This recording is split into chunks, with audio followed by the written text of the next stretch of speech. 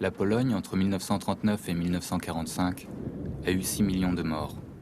Si l'on mettait tous les morts bout à bout, on pourrait faire 4 fois le tour du pays.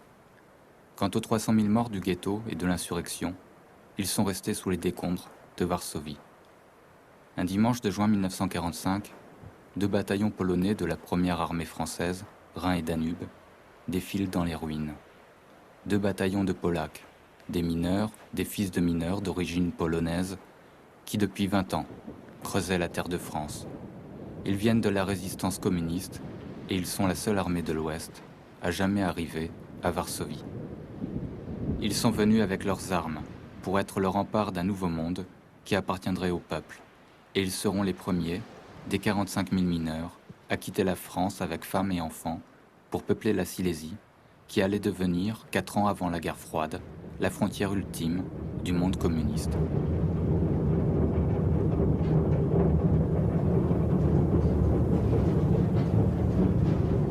C'est nous les Polonais du Nord et Bulgarie, pour combattre le fascisme ainsi que l'hitlérisme. Nous avons laissé là-bas nos parents, nos amis, et nous avons au cœur une invincible ardeur, car nous voulons porter haut et fier le beau drapeau de la Pologne entière. Et si quelqu'un venait y toucher, ne serions là pour mourir à ses pieds, pas des tambours, à nos amours, pour le pays, pour la patrie, nous les Polonais.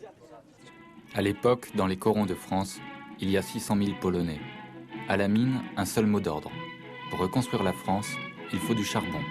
Produire du charbon, c'est votre devoir de Français. Moi, j'aime bien la France, et des Français aussi. C'était des bons copains. Mais après, quand j'ai fini l'école primaire, je voulais... Mes parents, ils m'ont envoyé à une école à Douai, dans la ville, à une école professionnelle, quoi. Le directeur de l'école m'a dit, écoute, Montika, il faut que tu aies une naturalisation française. Ton père, il doit se naturaliser, autrement, tu ne pourras pas chez nous étudier. Mon père, il dit, c'était des patriotes, hein, des vrais patriotes. Moi, je dis ça en grands mots, c'était des patriotes. Il dit, Polonais, je suis né, et Polonais, je vais mourir. Pas de papier comme ci, comme ça. Polonais, c'est Polonais. Pas de naturalisation, pas moyen d'étudier. Alors, le seul moyen d'aller à la fosse. Hein. La mine, paysages durs et sombres où la poussière noire recouvre tout. Ces hommes descendent sous terre quand le soleil se lève et ne remontent à la surface qu'avec l'ombre. Ces hommes meurent jeunes parce qu'ils sont imprégnés de cette poussière de charbon qui de mois en mois pénètre dans les poumons. Ces hommes, ce sont les mineurs, à qui on a tout demandé et qui ont tout donné. Les grèves héroïques de 41 qui entravèrent la guerre des nazis, les combats de 44 qui firent plus proche la victoire, et enfin l'extraordinaire période qui suivit la libération, la bataille du charbon. Alors qu'en 1919, il avait fallu 5 années pour compenser la perte causée par la guerre, en 1945, moins de 2 années suffisent à combler le retard. Les mineurs relèvent la France avec leurs pics, avec leurs bras, avec leur cœur. De le nord de la France, c'était rien que dans les mines, presque tous c'était des Polonais, hein, des mineurs. Alors ça a commencé par... les Polonais commençaient par s'organiser dans des... comment dire... des théâtres, quoi, de la musique polonaise, du folklore polonais, quoi.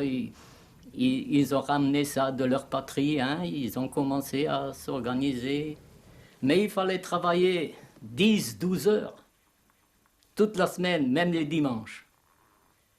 Alors les ouvriers, les mineurs, tous ensemble, aussi les Français autant que les Polonais, hein, c'était la même chose, c'était des ouvriers. Ils ont commencé par gréver. Alors qu'on ne demande qu'un minimum vital indispensable, alors qu'on exige que de quoi vivre, de quoi manger tous les jours. Les organisations syndicales décident d'un référendum. Les ouvriers chrétiens, les ouvriers FO et la CGT sont en plein accord. Le gouvernement et ses CRS renforcent ses brutalités et déclenchent de vastes opérations militaires. Et ces images imposent un terrible rapprochement. Images de guerre, images de la guerre que le gouvernement déclare au peuple.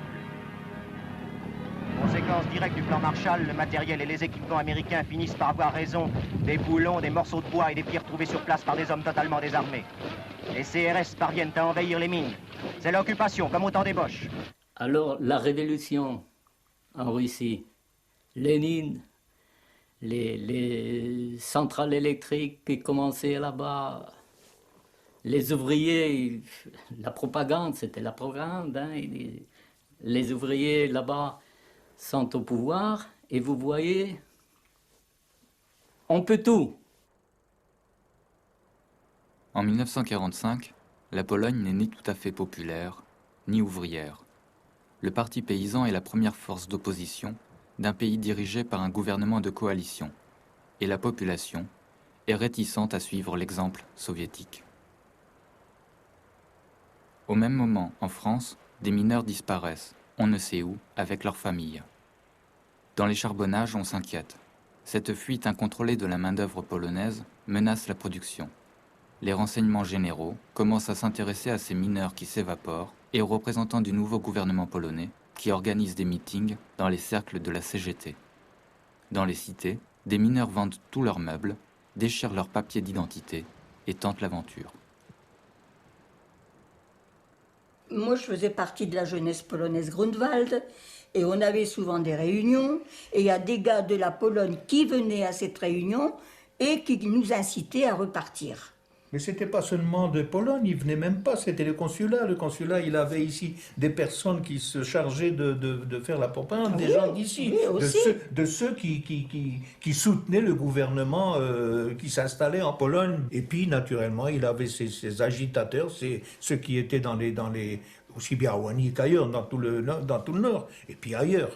Et puis, il chargeait tous ces gens-là à faire de la propagande pour faire repartir les gens en Pologne. Ce sont des Polonais, vous venez en Pologne. La Pologne, elle a besoin de bras, elle a besoin de mineurs. Et surtout que la Basse-Silésie, il y avait justement les mines. Après la guerre, tout a changé. Tu verras, il y a de l'avenir en Pologne. La Pologne réclame ses fils pour peupler, tu vas partir, tu vas voir, c'est pas mineur, c'est pas un petit employé, tu peux monter en grade. Alors, à force de raconter toujours des histoires que là, en Pologne, il y a un gouvernement ouvrier, alors les gens, ils croyaient vraiment à ça. Qui vont partir en Pologne, qui vont avoir la ville sainte, libre, qui pourront faire ce qu'ils veulent, hein. Mais c'était pas comme ça. Allez-y là-bas, ils disent. Vous aurez là-bas des montagnes en or. Les corons de France sont comme le drapeau polonais, rouge et blanc. Les blancs, c'est les catholiques, gardiens de la Pologne libre et indépendante, vendus à Yalta. Le dimanche, ils lisent le journal Narodowiec, le National. C'est ceux qui sont restés. Les rouges vont au café pendant que les autres sont à l'église. Ils lisent la Tribune du mineur, le journal CGT. Les mieux intégrés finalement. C'est ceux qui vont partir avec l'espoir d'offrir un avenir meilleur à leurs enfants. Jour après jour, c'est un voisin, un copain de classe, un cousin qui soudain disparaît. Quand la guerre était finie, le Parti communiste français, il était au pouvoir, hein. Il y avait beaucoup de communistes français. Thorez, je ne sais pas si dans toute la France, mais au moins dans le Nord, c'était le Parti communiste qui était en tête, hein. Et la propagande aussi, les Polonais. Les Polonais, c'était des Russes polonais. Ils disaient, on a besoin des ouvriers, des mineurs polonais pour travailler pour la Pologne. Alors le gouvernement polonais, avec le gouvernement français, se sont mis d'accord. Alors ils disent, pour bâtir la Pologne libre, Alors, on est d'accord pour vous aider. Tous les Polonais qui veulent rentrer en Pologne, on les laisse partir, hein. Le 20 février 1946, les gouvernements français et polonais signent un accord pour organiser le rapatriement de 7000 mineurs et ressortissants polonais. Seule solution pour régler le problème des départs sauvages des mines. Les autorités françaises s'engagent à prêter aide et assistance à l'ambassade de Pologne pour le rapatriement des Polonais, accompagnés de leurs familles, étant entendu que toutes ces personnes seront volontaires pour le retour. Moi, mon dernier jour, avant de partir ici en Pologne, il était bien triste. On pleurait plus que quand je voyais mes parents se chamailler. L'un voulait partir, l'autre non. Oh. Bonne mère. Les premiers transports sont partis mai, juin, juillet 46. Ça, les premiers de Lens. Et nous c'était le dernier. En 46, on est parti de Douai. C'est-à-dire, on a ramassé surtout le Nord-Pas-de-Calais. On a fait le dernier transport, c'était de Douai.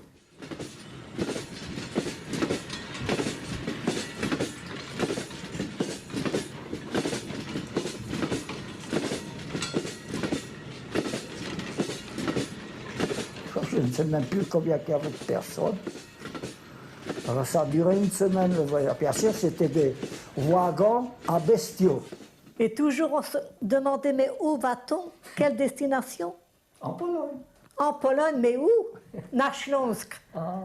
Mais où Śląsk? C'est vaste. Quand on sortait de ces wagons, eh bien, bon, évidemment, les Polonais toujours avec de la musique.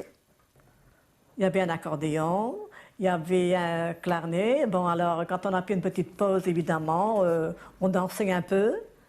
Mais ce n'était pas, disons, une ambiance, de la gaieté. C'était quelque chose qui était momentané. Mais après, une fois qu'on a pris le wagon, où allons-nous? Toujours la même question. Où est-ce qu'il nous emmène? Est-ce qu'on a bien fait? Moi, personnellement, 19 ans et demi. Mais mon mari, le beau-père, lui, est content. Lui, ça va chez lui, il rentre chez lui. Mais les frères, tout ça. Ojciec, gdzie my jedziemy? Gdzie nas wieziecie? Nie martw się, synku. Wszystko będzie w porządku.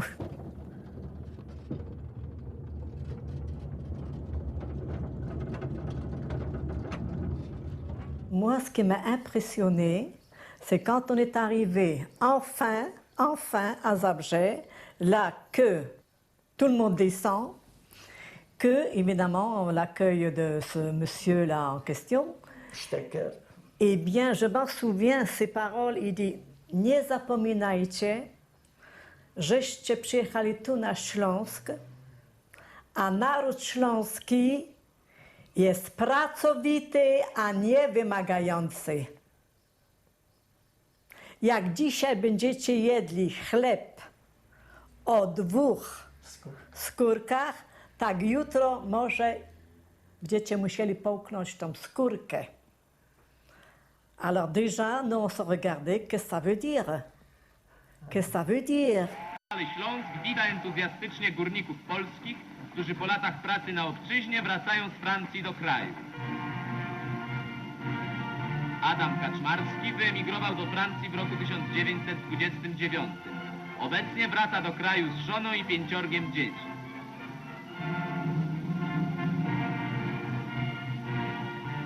Górnicy przywieźli do kraju cały swój dobytek. Czekają ich tu domy odpowiednio zabezpieczone i gotowe na przyjęcie nowych gospodarzy.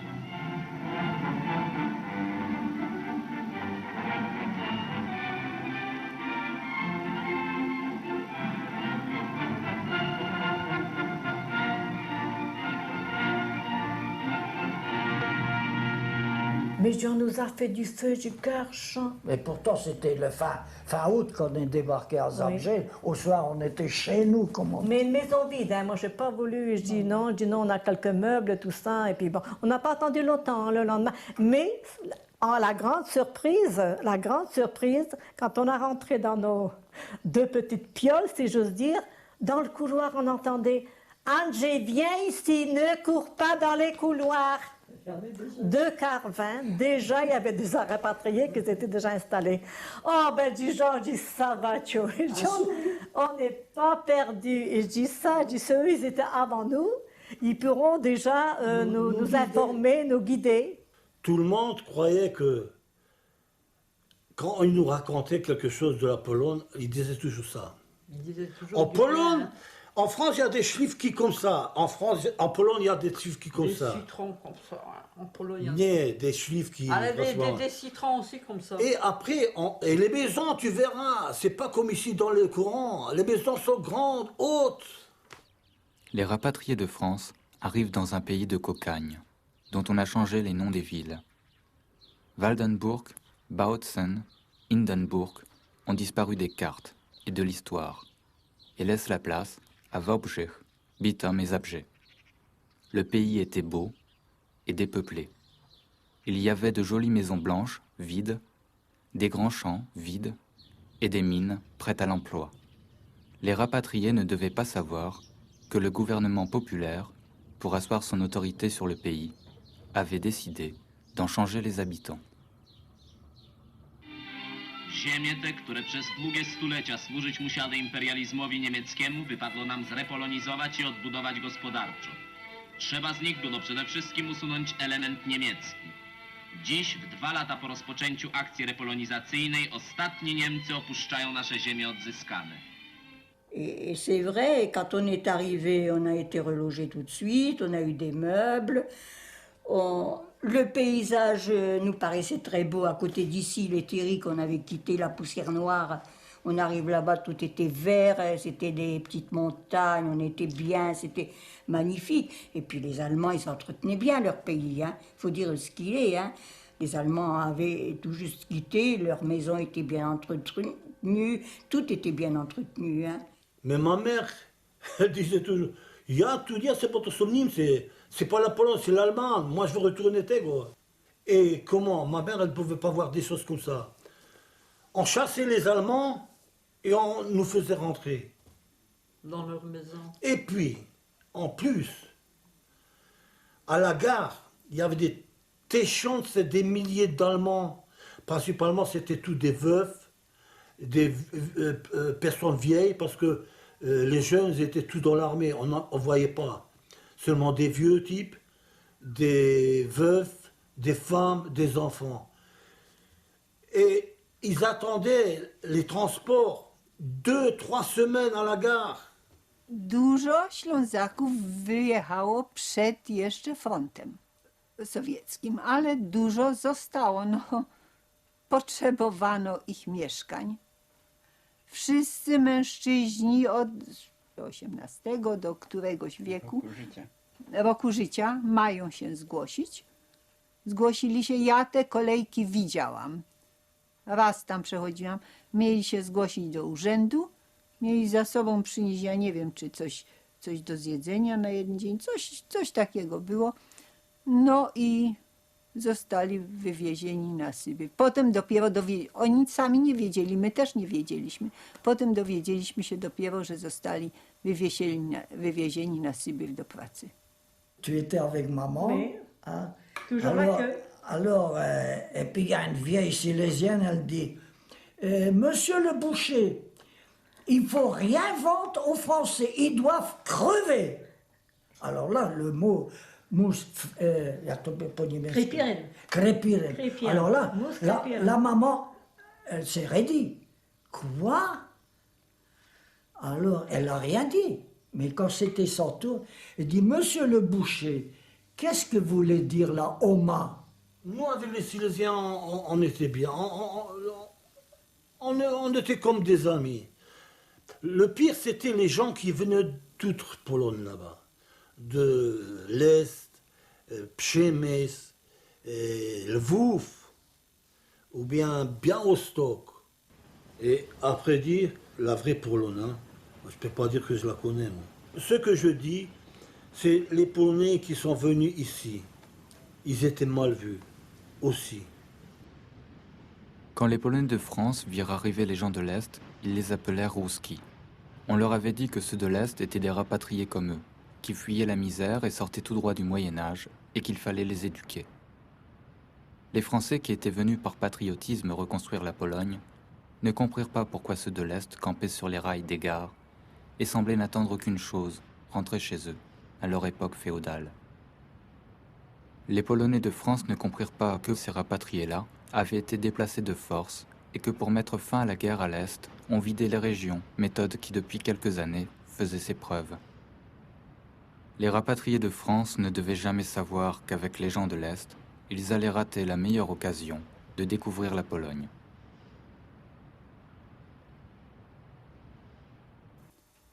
Grono nauczycielskie w Gliwicach-Sośnicy było wyłącznie ze wschodu, z Lwowa i z okolic. Przypominam sobie, w czasie wywiadówki przyszli również i repatrianci, bo dzieci chodziły do szkoły, prawda? I zaczęli tam wszystko krytykować. No to wtedy jeden z nauczycieli wystąpił i dobitnie i krótko powiedział: trzeba było zostać w Polsce. Trzeba było pracować dla Polski, żeby było lepiej, a nie wyjechać, a potem i szukać lepszego życia i mieliście lepsze życie, a teraz przyjechać i znowu nas krytykować i jeszcze nam lekcje udzielać. Mówi, myśmy przeżyli hitleryzm i stalinizm i my poradzimy sobie bez waszych lekcji. Non, mais on se cherchait. Même les autochtones, ils étaient mal à l'aise aussi. Ah. C'était leur pays. Non. C'est vrai, on avait l'impression qu'ils nous prenaient comme des envahisseurs. Qu'on est venu prendre, disons, les maisons, la place. Et leur travail. Et leur travail. Vous voyez, eux, ils ne comprenaient pas et nous, on ne comprenait pas. Pourquoi qu'ils ne comprenaient pas? Qu'on n'est pas venu leur... C'était comme ça, c'était après la guerre. On était tous complètement... tout le monde était dépaysé, dérouté, et puis on se cherchait, disons. Et bon, on nous dirigeait, comme là, bon, ben, rentrer en Pologne, mais c'était pas ça. Vous savez, on tournait en rond, faire un cercle, c'est ne pas savoir où s'arrêter. Mais il y a des cercles carrés, des fois. Moi, j'étais d'abord, et mes parents aussi, c'était pour moi ça m'a monté, tu sais, je ne sais pas comment dire, mais j'étais fier parce que je suis revenu dans mon pays. Et il fallait, quand j'allais à la mine, on m'a demandé... Quel âge tu as? 16 ans. Oh, pas mineur, toi, à l'école, hein? Ah, je dis, ça va, parce qu'en France, je travaillais en bas.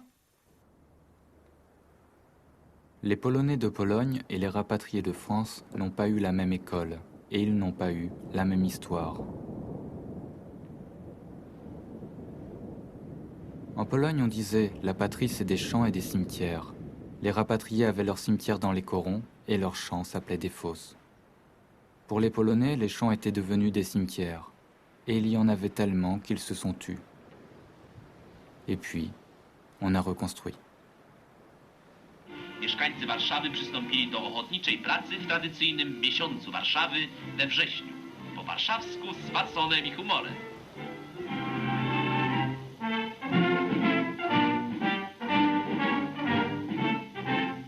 Starzy i młodzi, studentki, robotnicy, urzędnicy. Na ruiny wtargnęło niepowstrzymanym strumieniem życie. Wspólnie z mieszkańcami Warszawy pracują przybyli do Warszawy sportowcy, robotnicy francuscy i Polacy z Francji. Każdy chce połączyć swój trud ze wspaniałym dziełem budowania nowej, pięknej Warszawy.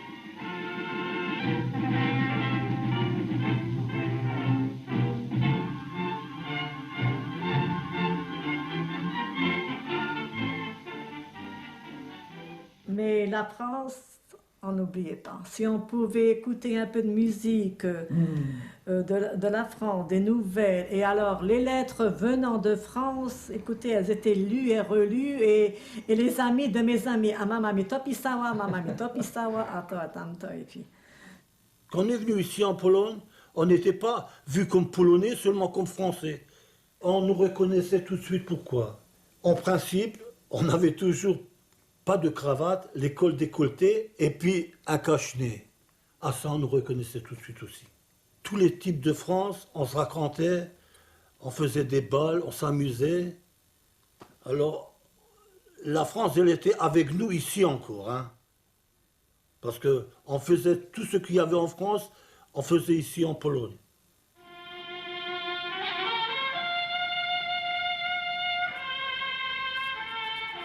Les rapatriés sont partout, dans les syndicats, au parti, dans les mines, dans la milice. Certains se battent contre les bandes fascistes de la réaction, comme on les appelle. Le pays n'est pas sûr. En 1946, les communistes, en quête de légitimité, répondent par un référendum sur la suppression du Sénat, le partage des terres, l'acceptation des frontières à l'ouest et l'industrialisation du pays. Le référendum est un succès. La Silésie, le pays des rapatriés, est la clé du vote. Elle doit faire oublier la perte des territoires de l'Est et relancer l'économie du pays. Pour de nombreux rapatriés, ce sera le premier vote de leur vie. L'aigle polonais allait perdre sa couronne.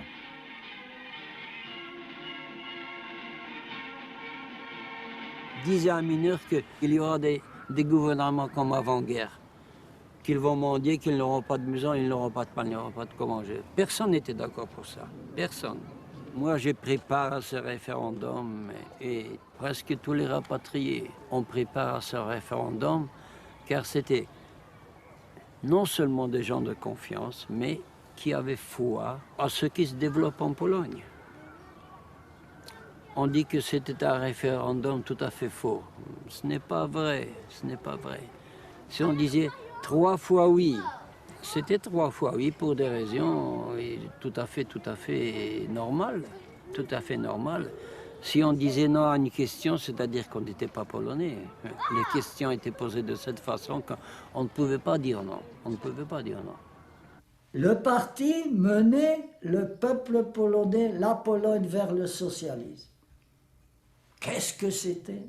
C'était utopique, peut-être, mais c'était si loin qu'on ne pouvait pas le voir ni le croire. Alors on se laissait vivre. C'est vrai, on s'est guidé, on ne savait pas où on allait. C'était comme ça, c'était pas autrement. Et puis c'est ça l'avenir, après c'est tout, et il faut avancer. On pensait tous que c'était bien, hein? Qu'on va bâtir une Pologne libre et pour bien vivre.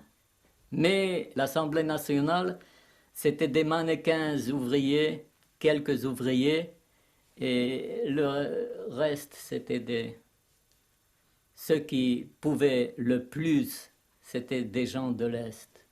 Alors Staline, il a mis la main sur la Pologne depuis 1946, quoi. Seulement lentement, pour ne pas...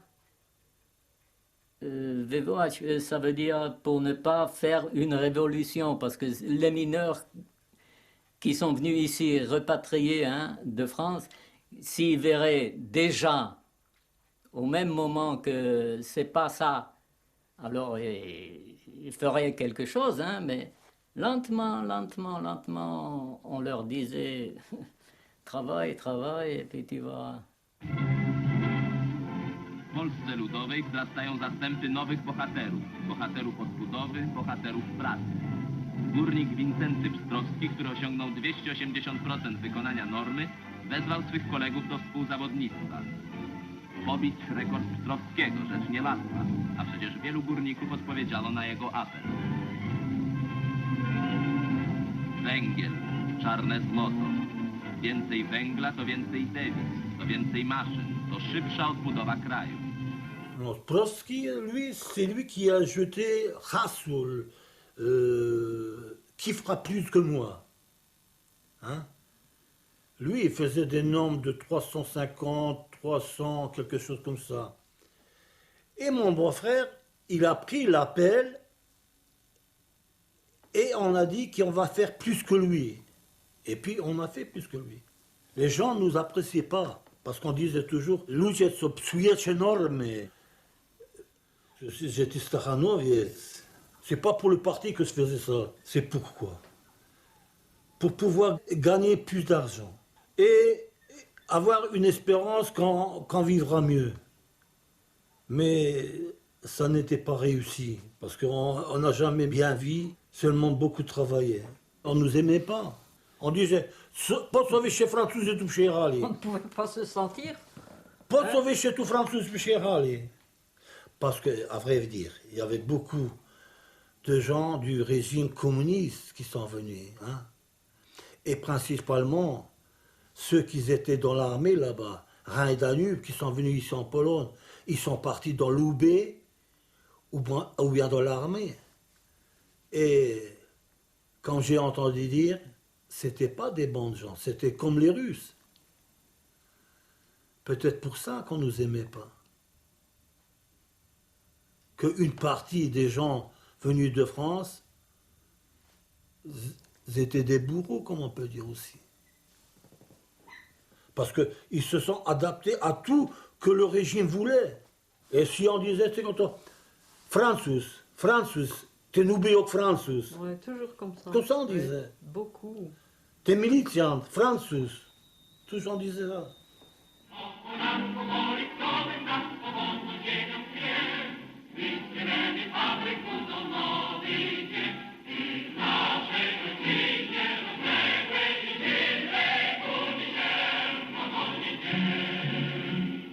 Les hommes de l'armée Rhin et Danube étaient venus en Pologne pour se battre, et la Pologne avait besoin d'hommes de main sous les uniformes. Dès janvier 1946, le pouvoir leur donne la possibilité d'exercer leur talent, entre autres dans l'UB, la police politique. Dans les caves de cette même police, on liquide l'opposition. Ses dirigeants partent en exil ou sont emprisonnés. Mikołajczyk, le Premier ministre, s'enfuit aux États-Unis. Zdanowski, le chef du Parti socialiste, est arrêté par l'UB, torturé et rendu mourant à sa famille. Il y a beaucoup des rapatriés qui ont été engagés dans l'armée polonaise et dans les services spéciaux, dans les services de l'intérieur.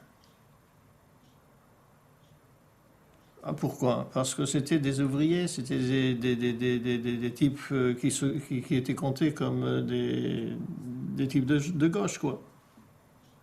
Étant revenu en Pologne, nous avons eu à choisir. Chacun pouvait choisir quel métier il voulait et qu'est-ce qu'il voulait être. Alors on nous annonce qui veut aller à l'école des officiers. Il y avait des listes. Qui veut aller à telle école, qui veut étudier, qui veut aller à la mine, qui veut être forestier, qui veut être, disons, à la douane.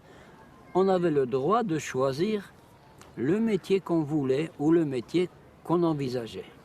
Beaucoup sont partis dans des écoles d'officiers, sous-officiers, et moi, par exemple, je suis, avec une vingtaine de camarades, parti à l'école de transmission, radiotransmission. Une fois, un gars est venu, le 2 janvier 1946, il a demandé, sur une vingtaine qu'on est resté, il demandait s'il y a quelqu'un qui sait lire et écrire. Et moi, je ne sais pas, c'est venu comme ça. À l'âge de 15, c'est venu, je savais un peu lire et écrire polonais, un peu, je ne dis pas que je savais parfaitement, mais je sais pas, c'est venu ici en France. Et puis bon, je me suis approché, puis on s'est approché à 4, et puis le gars, il nous a pris, puis il nous a embauchés. C'était dans la milice, mais c'était dans un service, dans les bureaux, dans un service d'identification, quoi, par empreinte digitale. Et notre rôle, puisque nous ne connaissions pas la situation qui est réelle en Pologne, notre rôle était tel qu'on faisait de nous ce qu'ils voulaient, quoi. Et nous, on réalisait certaines choses. Je ne dis pas moi, mais mes amis, par exemple, ils réalisaient selon les ordres qu'ils recevaient. Ce n'était pas toujours populaire pour les Polonais de Pologne. En montant en grade, on s'instruisait de plus en plus, de plus en plus, de plus en plus, n'est-ce pas? Et on est devenu officier. J'ai écrit à mes parents qu'ils devraient venir et toute la famille devrait reconstruire la Pologne qui a été démolie, etc., etc. Parce qu'en France, quand il y avait 6 enfants, hein, la vie n'était pas facile, Et je leur ai écrit, si c'est dur, mais ce ne sera pas si dur qu'en France. En 1948, la France est paralysée par des grèves insurrectionnelles. Les bassins miniers sont occupés par l'armée, mais les convois de rapatriés continuent de partir pour la Pologne. Un 5e arrangement est signé entre les gouvernements français et polonais pour organiser les départs de l'année en cours, étant entendu que les personnes seront toujours volontaires pour le retour. Mais en Pologne, le ton change. W przeddzień Święta Jedności powrócili do kraju górnicy polscy wysiedleni z Francji. Na granicznej stacji w Międzylesiu przywitali przybyłych przedstawiciele rządu, partii politycznych i związków zawodowych. Ten powrót ma w sobie coś symbolicznego. Kapitaliści francuscy wyrzucili na bruk górników polskich, których ciężka praca przez wiele lat pomagała Francji w walce z kryzysem węglowym. Wyrzucili ich za to, że solidaryzowali się z walką strajkową proletariatu francuskiego. En France, c'était autre chose et en Pologne, c'était autre chose. En Pologne, s'ils commençaient à gréver, alors ils feraient connaissance avec le Sibir. Ça, la police secrète était d'abord... Nos parents n'avaient pas de moyens pour gréver. Ils travaillaient avec l'espoir que tous les jours, ça sera mieux. Więcej stali i węgla, więcej cementu i elektryczności, więcej zboża i świetlic, samochodów i książek, traktorów i muzyki, lepsza nauka i lepsze metody pracy. Więcej, lepiej, prędzej. Taki jest zlotowy dar młodych patriotów dla ojczyzny. En 1948, l'UNRWA, l'aide des Nations Unies aux pays touchés par la guerre et dont la Pologne bénéficie depuis 1945, est remplacée par le plan Marshall. Seule condition pour recevoir cette nouvelle aide, les pays candidats doivent présenter un plan de redressement économique.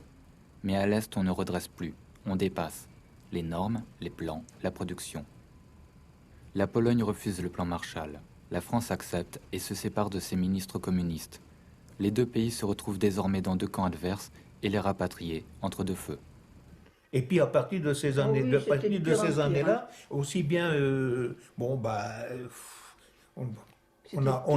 a voulu, par exemple, étouffer économiquement la Pologne. Elle s'est étouffée elle-même parce qu'elle ne produisait pas tout ce qu'il fallait. Et ce qu'elle produisait peut-être en trop, par Edil, ça s'en allait vers l'Est. Là, on voyait que les gens, ils étaient perdus, mais alors perdus, encore une fois perdus, faisaient des queues comme du matin jusqu'au soir. C'était la panique. C'était la panique. Et après, bien sûr, l'agriculture polonaise, elle a dû mettre, et puis abattre la moitié de son cheptel de porc. C'était pour, pas tout de suite, mais il fallait donner à manger. Ah ouais. Alors c'était encore un coup et de massue. Alors, selon toute bonne logique, il faut trouver des coupables.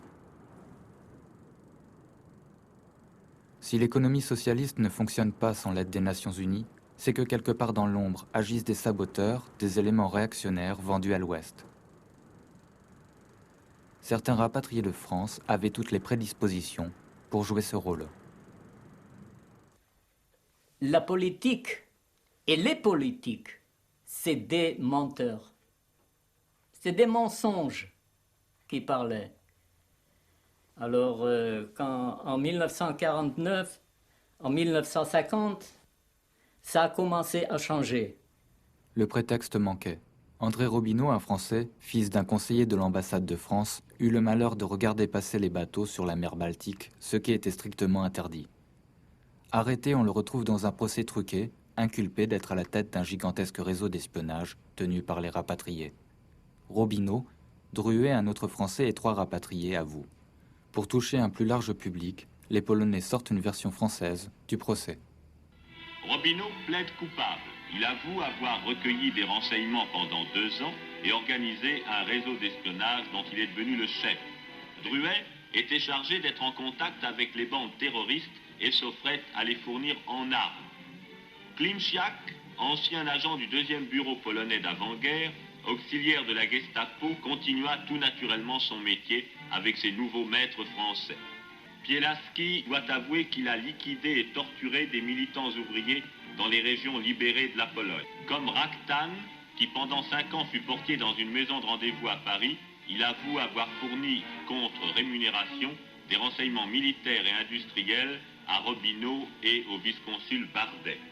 La foule écoute la lecture des attendus qui condamne Robineau à une peine de 12 ans de prison, Druet 10 ans, Borkowski 15 ans, Raktan 8 ans, Pielaski à la prison perpétuelle et Klimczak à la peine capitale.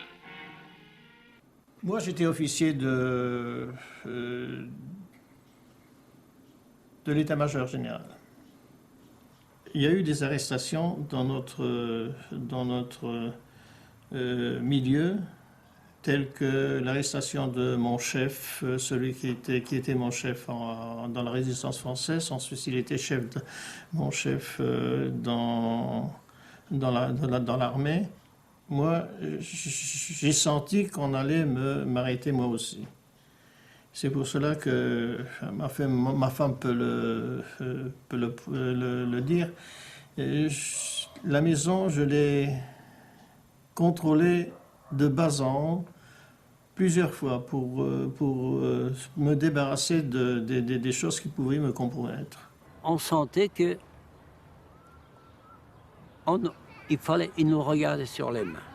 Il nous regardait sur les mains. Alors, c'est normal, je ne sais pas, c'est normal ou pas normal, mais à ce moment-là, alors, beaucoup qui avaient des postes, disons, dans l'administration centrale, ont été déçus pour avoir des postes, disons, dans le tourisme, disons. Un poste qui n'était pas un poste stratégique. Disons, le tourisme, alors, il ne veut pas nous nuire. Tous les militaires qui étaient de l'Ouest, ils étaient sous une loupe. Au premier moment, c'était des types qu'on avait besoin ici. Mais après quelques années, c'était pas bon. L'Est est venu ici en Pologne. En réaction à l'affaire Robineau, le gouvernement français procède à des expulsions. Les derniers trains venant de France pour l'année 1950 ont cette fois pour passagers des diplomates, des secrétaires d'ambassade, ainsi que tous les dirigeants des organisations polonaises favorables au gouvernement populaire. Parmi eux, les dirigeants de la jeunesse Grunwald, qui avaient tant œuvré au rapatriement depuis 1945. Du jour au lendemain, on ferme l'université de Varsovie, les instituts français de Wrocław, de Łódź et de Cracovie. Les Français avaient cessé de bâtir la Pologne. Je me suis tournée, retournée, je dis c'est pas possible. Je dis Jean, je dis moi je rentre. Et je dis ah non, je dis moi je commençais déjà à être malade. Pas commencé, mais j'étais malade. Et je dis non, Jean, je dis moi je ne m'habituerai jamais au grand jamais. Fais ce que tu veux, moi je rentre. Si je peux rentrer, je rentre. On ne pouvait pas s'imaginer une chose, parce que nous, on n'habitait pas loin chez nous en France pour aller en Belgique. On allait en Belgique, on traversait la frontière sans rien. On avait toujours l'imagination qu'un jour que j'irai en Pologne, alors je pourrais, si ça ne me plaira pas, je pourrais revenir en France. Mais là, c'était plus possible. Les frontières, ils étaient strictement, hein, à clé fermée. Tu n'avais pas le droit de rien dire. Ou bien, c'était tout. Ils savaient tout. Tu ne pouvais pas compter à ton voisin, à ta voisine. Tu ne savais pas s'il ne va pas raconter quelque chose. C'était pas possible de vivre.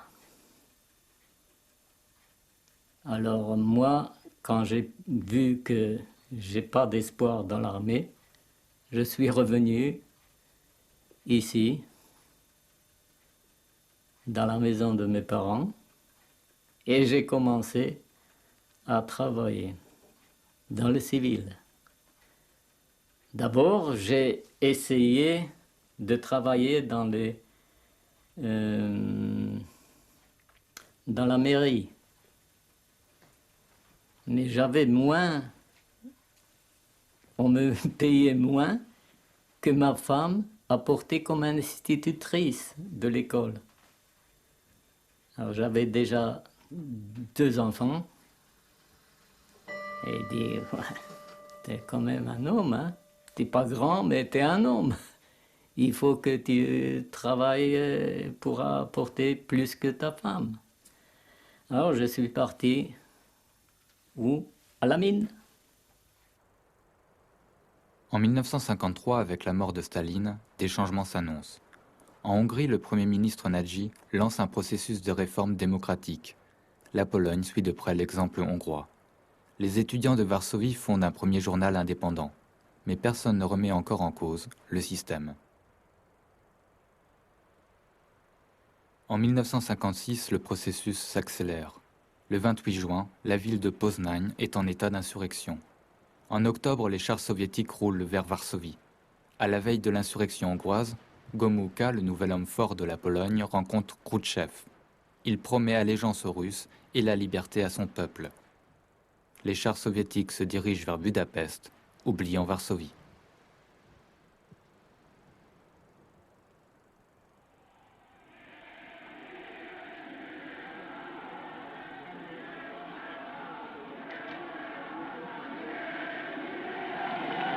Towarzysze, obywatele, witam Was w imieniu Komitetu Centralnego Polskiej Zjednoczonej Partii Robotniczej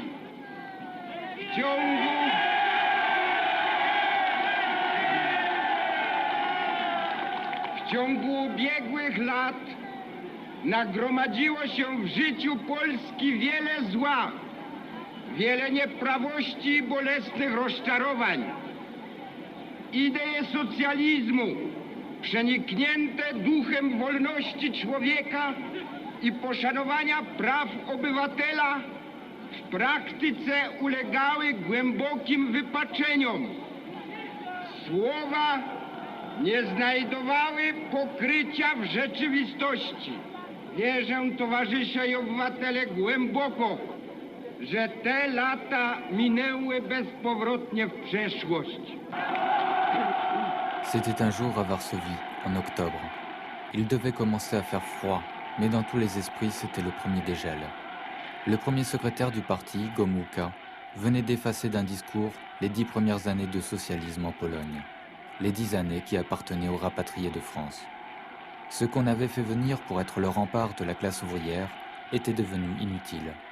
Et entre-temps, on leur avait appris à être étrangers dans leur patrie. Désormais, le parti, comme le peuple polonais, s'engageait sur une nouvelle voie. Profitant du dégel, quelques rapatriés purent rentrer en France. Après 10 ans, 15 ans, la tête basse, car en France, tout avait changé. Eux aussi allaient devoir tout recommencer.